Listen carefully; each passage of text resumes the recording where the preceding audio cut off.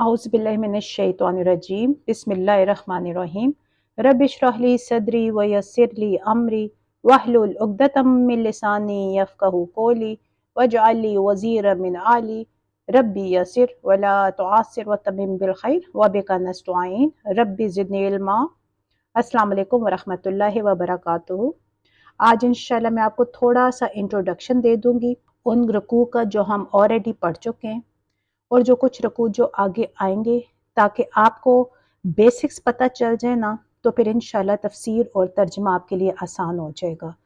क्योंकि ना बाज़ वाक़यात आगे पीछे आ रहे होते हैं तो फिर थोड़ा सा इंसान कंफ्यूज भी हो जाता है, क्योंकि अल्लाह कुरान पाक की इतनी सूरतें तवील है ना, तो बाज़ दफ़ा कहाँ से कहाँ चली जाती है और इंसान कंफ्यूज हो जाता है कि अब ये बात किधर जा रही है। इसलिए थोड़ा थोड़ा ना इंसान को आपको साथ साथ बताते रहेंगे ताकि आपको गाइडेंस मिल जाए। अब देखिए, हम सूरह बकरा के ऑलमोस्ट हमने 8 रुकू का और कुछ तीन एक आयत है जिनका हमने मुताला किया है, ठीक है। अब यहाँ पे हमने देखे अल्लाह ताला बनी इसराइल से खिताब कर रहे हैं, जो आजकल हम रुकू पढ़ रहे हैं। और ये बनी इसराइल से खिताब कहाँ से शुरू हो रहा है? आपने पिछली तफसीर की मेरी देखी होंगी वीडियोस, आपको आइडिया हो गया होगा, लेकिन मैं आपको थोड़ा सा रिमाइंड करवा रही हूँ। ये बनी इसराइल से खिताब मेरे अल्लाह ताला का 5वें रुकू से स्टार्ट हो रहा है और 5 रुकू से लेके 15 रुकू तक थ्रू आउट जो है वो अल्लाह ताला बनी इसराइल से खिताब कर रहे हैं। इसमें जो पहला रुकू है, मीन 5वां रुकू, उसमें मेरा रब बनी इसराइल को दावत दे रहा है कि बनी इसराइल, तुम अपनी गलतियों को से माफ़ी मांगो और उन गलतियों को दोहराने की बजाय अब तुम अपने अल्लाह पर और मोहम्मद सल्लल्लाहु अलैहि वसल्लम पर और उस पर भेजी हुई किताब कुरान पाक पर ईमान ले आओ, ताकि तुम दोबारा से अपना मर्तबा ले सको और अपनी आखिरत ठीक कर सको। क्योंकि तो वो लोग गुमराहियों में जा चुके थे, गुमराहियों की उस दलदल में फंसे हुए थे जिसमें वो खुद निकलना ही नहीं चाह रहे थे। अब बाकी की ये जो 9 रुकू है, यानी 6 ऑनवर्ड, इसमें मेरा रब इस बनी इसराइल को ना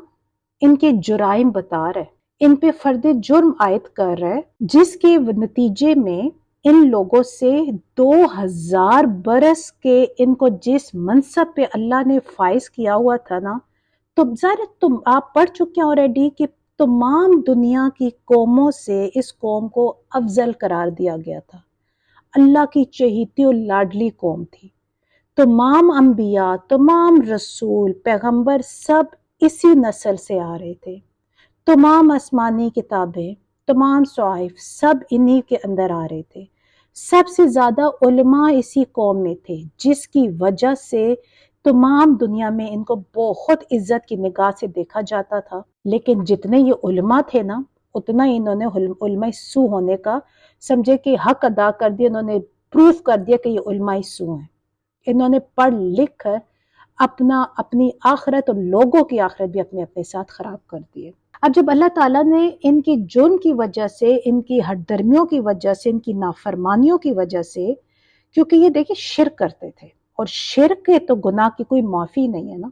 फिर क्या हुआ कि अल्लाह ताला ने इनसे वो जो मनसब था वो लेकर उम्मत मुसलमान जो है वो, यानी उम्मत मोहम्मदिया को वो दे दिया उन्होंने, अल्लाह ताला ने मनसब। अब इसके नतीजे में उन लोगों का तो देखिए किबला कौन सा था, बैतुल मुकद्दस। लेकिन अल्लाह ताला ने फिर उनसे वो बैतुल मुकद्दस किबला उनसे लेके वो फिर कहाँ कर दिया, मक्का मुकरमा में खाना काबा, ठीक है। ये भी देखे फिर उसी टाइम ये हुआ था। अब यहाँ पे देखें, जितने भी इन 9 रुकू में बनी इसराइल के वाकयात आएंगे ना, इनमें बहुत सी जगहों पे ना यूनिवर्सल ट्रुथ आएंगे और आ रहे हैं ऑलरेडी। और ये जो यूनिवर्सल ट्रुथ है, ये ज़ाहिर किसी वक्त, किसी कौम या किसी खास ग्रुप के लिए तो नहीं है, ये तो तमाम जहानों के लिए, तमाम मखलूक, तमाम कायनात के लिए ये जो है ये असूल मौजूद है, सबके लिए अल्लाह ताला ने बता दिया। अब ये ना समझिए आप पढ़ के कि ये तो सिर्फ मेरे अल्लाह ने अजाब दिया बनी इसराइल को, उन्हीं के लिए था, ये मेरा अल्लाह बनी इसराइल से खिताब कर रहा है, उन्हीं के लिए था। नहीं, ये अल्लाह ताला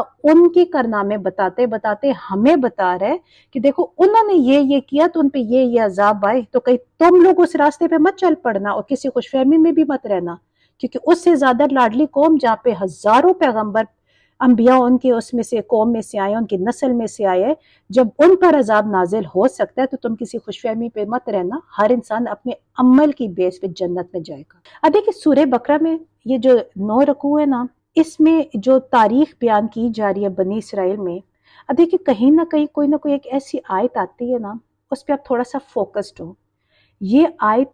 سن کر سمجھ کر پھر ہم اپنے گریبان میں جھانکے کہ اللہ نہ کرے کہیں ہم بھی تو اسی دور سے نہیں گزر رہے، ہماری بھی سچویشن وہی تو نہیں ہے جو بنی اسرائیل کی تھی۔ اب دیکھیے آیت نمبر 61 میں اللہ تعالیٰ کیا کہہ رہا ہے، اللہ تعالیٰ نے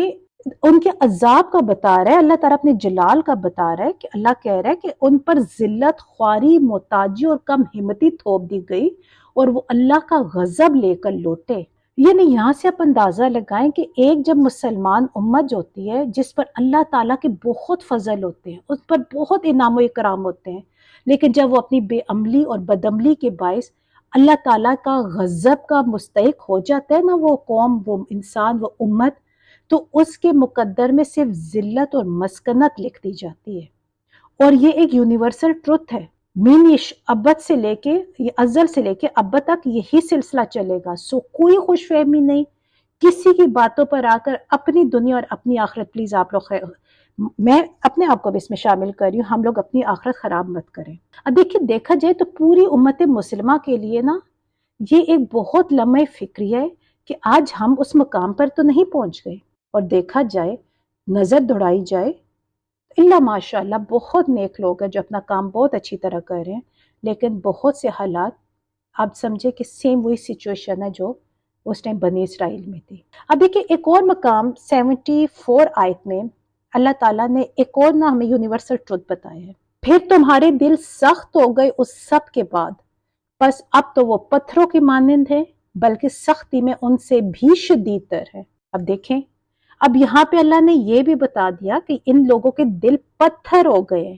یعنی ان لوگوں نے ہدایت کے راستے بند کر دیے تھے۔ وہ آپ نے پڑھا نا، کان، آنکھ، اللہ تعالیٰ پھر ایسے لوگوں کے سارے راستے بند کر دیتا ہے جن سے ہدایت کے راستے انہیں مل سکے، کیونکہ وہ ہدایت لینا ہی نہیں چاہتے۔ اللہ تو کوشش کرتے ہیں، اللہ موقع دیتا ہے، لیکن دیکھ لیتے ہیں کہ یہ اتنے ہٹ درم ہیں، انہوں نے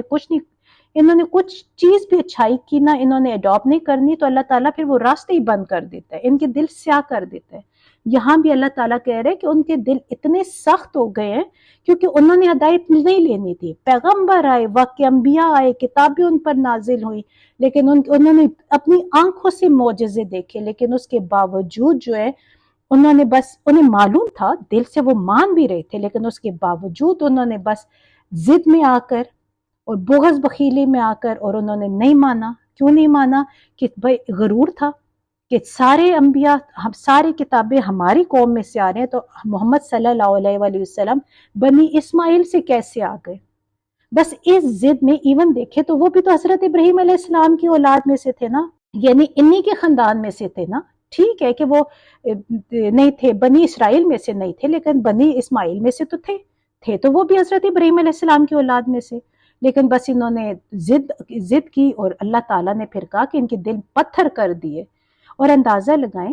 اب یہی کچھ حالات یہاں پہ نہیں ہوئے۔ اب دیکھیے جب بھی اللہ تعالیٰ اب یہاں پہ مثال دے رہے ہیں نا کہ پتھر ہو گئے ان کے دل، اٹ ڈزنٹ مین کہ تمام ایک انسان کا قوم کے اندر ایک فرد کا دل پتھر ہو جاتا ہے۔ یہ بتایا گیا کہ جو بڑے علماء ہوتے ہیں نا، جو اس امت کے قائدین ہوتے ہیں، جن کو لوگ فالو کر رہے ہوتے ہیں، ان کے دل پتھر ہو گئے ہیں۔ ظاہر ہے جب علماء کے دل پتھر ہوں گے،